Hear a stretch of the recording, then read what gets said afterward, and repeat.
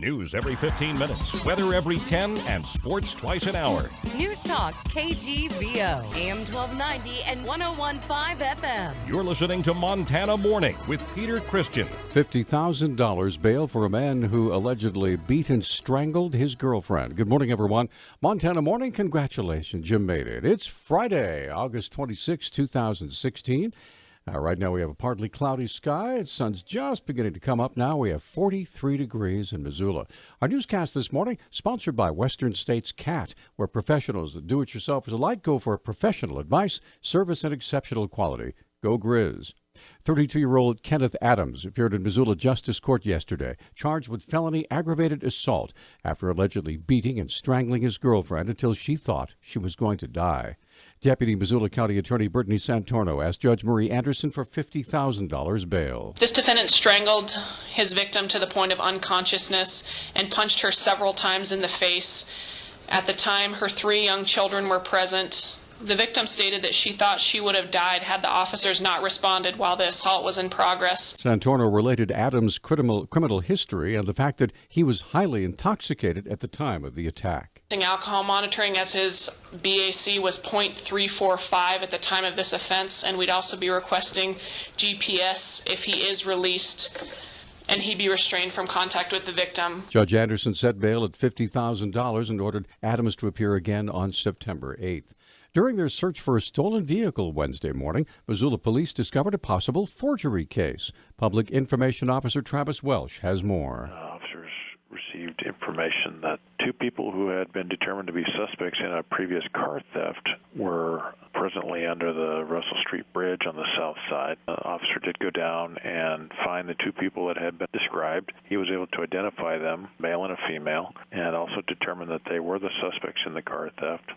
They were taken into custody. The vehicle was searched after they were taken into custody. Officers found even more information about the suspects. At the recovery of the vehicle, the other officers observed evidence inside that seemed to connect or suggest that the 2 were connected to a forgery scheme. And through continued investigation and interview, probable cause was developed, and currently the 2 are in custody being held for felony theft and felony forgery. Police arrested 27-year-old Erica Jarvis and 26-year-old Chris Heaton, who appeared to be in the process of forging U.S. currency. Welsh says an investigation is ongoing to discover if any counterfeit currency was actually spent in Missoula.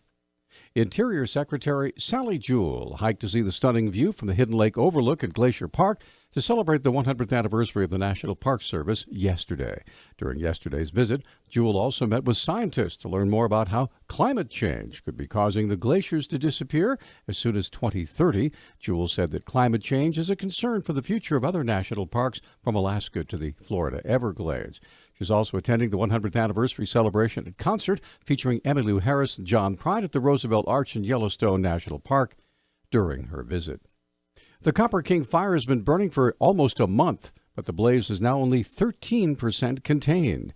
Yesterday, firefighters attempted to combat the blaze with a new technique, which Fire Information Officer Mike Cole describes as the ping-pong method. Ping-pong method. It's an aerial plastic spear dispenser. They have a gel material in them, and as they go out through the dispenser, when it hits the ground, they ignite. So nothing ignites in the air or inside of the helicopter. Actually, it's the dispenser is slung beneath the helicopter, kind of like you would see a water bucket being carried. The ping-pong ball-sized incendiary devices are being used on the Copper King fire to help guide it out of steep terrain and down towards roadways where crews can combat it more effectively. Currently, 45 homes are still evacuated, another 130 under a pre-evacuation warning. Cole said the spread-out nature of the homes makes the situation different than the Roaring Lion fire. It's pretty darn close to some of them. There's some isolated areas where there's some homes and cabins, and the fires have burned around them. They're doing structure protection on some of those homes as we speak. More of a rural area than it was down in Hamilton on the Roaring Lion fire, so it's a lot more mixed ownership. The residents are kind of scattered on the south and west and east side of the fires. More heavy equipment is being brought in to fight the Copper King, which is helping to boost the costs, already over $11 million. Authorities say more than 1,800 homes are threatened by a destructive wildfire that continues to grow on California's central coast. Cal Fire said yesterday the blaze has charred more than 68 square miles of dry brush and timber and destroyed 48 homes. The fire was 39% surrounded. At least 2,400 people are under evacuation orders in San Luis Obispo and in Monterey counties. Though the Department of Justice has announced it will no longer house federal inmates at private prisons, federal prisoners in Montana are staying in their privately owned beds.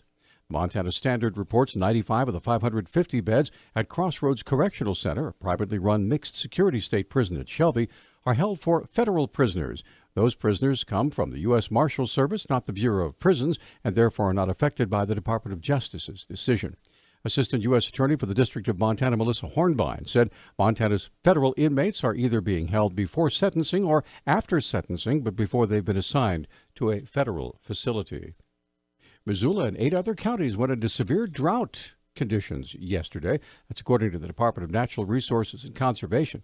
National Weather Service hydrologist Ray Nicholas explains. Most of our drought situation is really based on our water supply this year. The snowpack melted so early this year with our record warm temperatures in April that our stream flows are now in that 62-65% of average range for both the Clark Fork and the Blackfoot rivers. When you look at the North Fork of the Blackfoot River, it's at the lowest level it's been in probably 20 years. Missoula hit severe drought much later in the year than expected because of summer rains. Nicholas says the drought this year not as bad as last year. We're not quite as bad as we were last year. We had a lot of western Montana that was actually above the severe situation and into extreme drought. Most of western Montana was in extreme drought last year, so we're a notch below that. We had even a bigger fire situation and lower stream flows, some of them setting record low stream flows. The other counties to reach severe drought yesterday, Teton, Lewis and Clark, Powell, Ravalli, Sweetgrass, Stillwater, Carbon, and Yellowstone counties. And finally, a Pacific Northwest tribe has begun a 4,800-mile road trip with a 22-foot-tall totem pole in tow. The Lumi Nation embarked on its 4th totem journey since 2012 to galvanize opposition to coal and crude oil projects it says could imperil native lands. The tribe took a similar totem trip last year to raise awareness about a massive coal export terminal being proposed in their ancestral homeland in northwest Washington state. It would be the largest such terminal in the U.S.